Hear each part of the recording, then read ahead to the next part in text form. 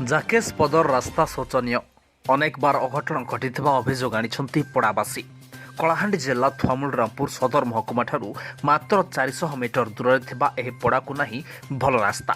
ପ୍ରାୟ 200ରୁ ଉର୍ଦ୍ଧ୍ୱ ପରିବାର ବସବାସ କରୁଥିବା ଏହି ପଡ଼ା ଉପରେ ପଡ଼ୁନି ପ୍ରଶାସନର ଦୃଷ୍ଟି।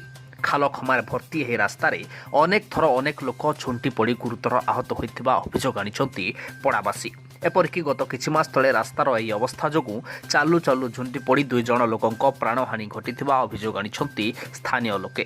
ସରପଞ୍ଚଙ୍କଠାରୁ ଆରମ୍ଭ କରି ବ୍ଲକ ପ୍ରଶାସନର ଦୃଷ୍ଟିରେ ରହିଥିଲେ ମଧ୍ୟ ଅବହେଳିତ ଅବସ୍ଥାରେ ଏହି ପଡ଼ାର ରାସ୍ତା, ଯାହା ଦୀପତଳ ଅନ୍ଧାର ସଦୃଶ। ତୁରନ୍ତ ଥୁଆମୁଲ ରାମପୁର ଜାକେଶ ପଦର ରାସ୍ତା ଆରମ୍ଭରୁ ଶେଷ ଯାଏଁ ସମ୍ପୂର୍ଣ୍ଣ କରିବାକୁ ସ୍ଥାନୀୟ ଜାକେଶ ପଦରବାସୀ ଦାବି କରିଛନ୍ତି। ଥୁଆମୁଲ ରାମପୁର ବ୍ଲକରୁ ଦୁର୍ଗା କୀର୍ତ୍ତିଙ୍କ ରିପୋର୍ଟ, ଓଡ଼ିଶା ପ୍ରାଇମ୍ ଟିଭି।